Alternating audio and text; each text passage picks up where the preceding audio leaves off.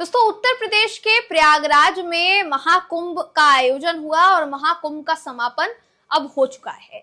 लेकिन क्या ये कहा जा सकता है कि इस पूरे आयोजन को बहुत ही अच्छी व्यवस्था के साथ देखा गया? क्या ये कहा जा सकता है कि श्रद्धालुओं को बिल्कुल भी असुविधा का सामना नहीं करना पड़ा?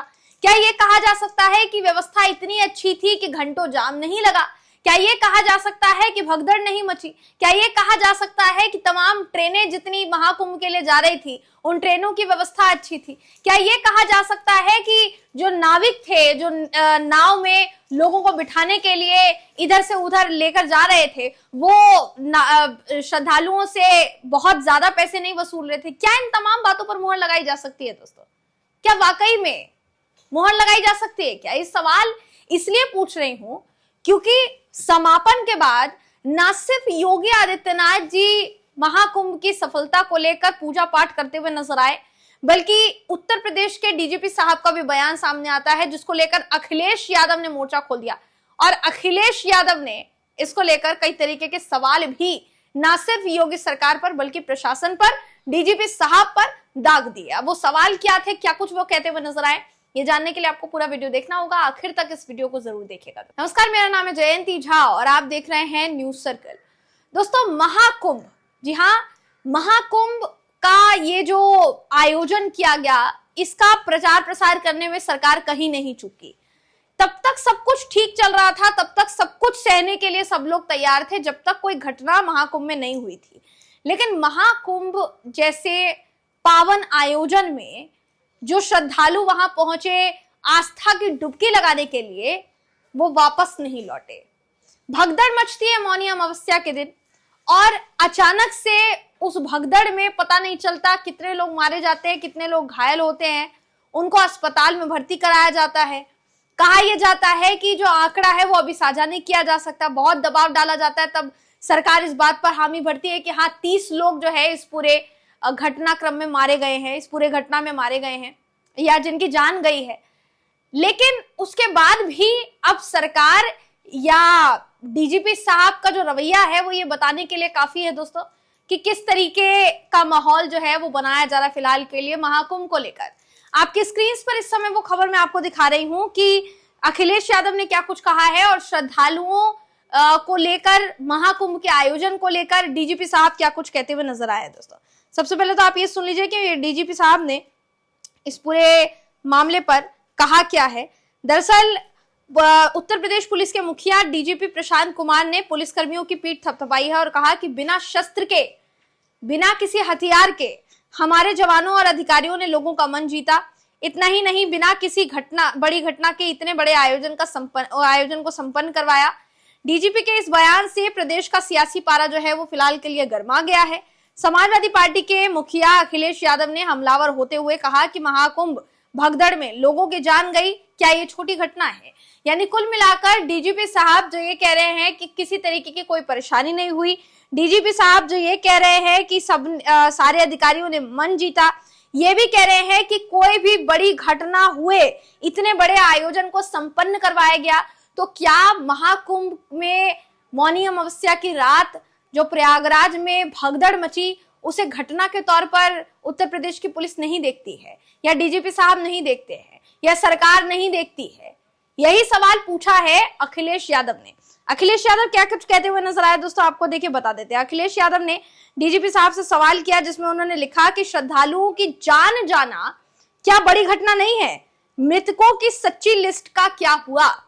ये दरअसल उस ओर इशारा कर रहे थे दोस्तों कि अखिलेश यादव ने यह सवाल उठाया कि जब भगदड़ मची थी उस समय आपने ये कहा था कि जो एग्जैक्ट डेटा है वो जारी किया जाएगा, लेकिन उसके बाद इस बात पर मुहर लगाई गई कि 60 से ज्यादा लोग घायल हैं और 30 लोगों की कम से कम जो है मृत्यु हो गई है पूरे भगदड़ में, जिनके परिवारों को बहुत बड़ा धक्का लगा। क्योंकि जाहिर है अगर वो श्रद्धालुओं के तौर पर किसी जगह स्नान करने के लिए आते हैं, तीर्थ समझकर स्नान करने के लिए आते हैं और वहां की व्यवस्था की वजह से ये सारी चीजें होती है, तो जाहिर है उनके मन में भी एक सवाल उठा ही होगा कि ऐसी सारी चीजें होने के बाद क्या हमें जाना चाहिए? 60 करोड़ से ऊपर लोगों ने महाकुंभ में, संगम में स्नान किया। इस बात का डेटा दे देकर पीठ जो है थपथपाई जा रही है दोस्तों। लेकिन अखिलेश यादव का वही सवाल है कि जो घटना इतनी बड़ी हुई, क्या वो घटना आपको घटना नहीं लगती है? क्या वो घटना जाने जाना लोगों की वो आपके लिए बड़ी बात नहीं है क्या? ये सवाल जो है सीधे तौर पर अखिलेश यादव ने पूछा।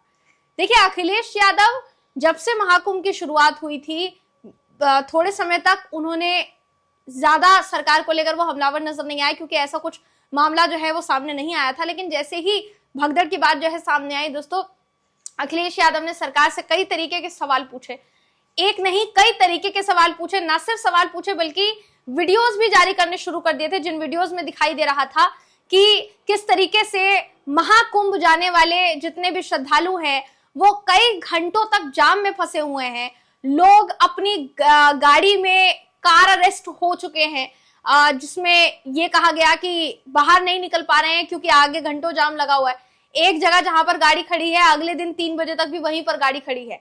तो ऐसी व्यवस्था होने के बाद जब बहुत ज्यादा दबाव डाला गया, बहुत ज्यादा वीडियोस जो है वो शेयर होने शुरू हो गए, तो योगी आदित्यनाथ जी एक्शन में आते हैं और मीटिंग लेते हैं तमाम अधिकारियों के साथ। फिर पता चलता है कि कई अधिकारियों को वहां पोस्ट किया गया है, कई अधिकारियों को फलाना जगह पर पोस्ट किया गया है, कई अधिकारियों को फटकार लगाई गई है कि आपने अगर ध्यान नहीं दिया तो फिर आगे जाकर आप पर एक्शन होगा, आप पर कार्यवाही होगी।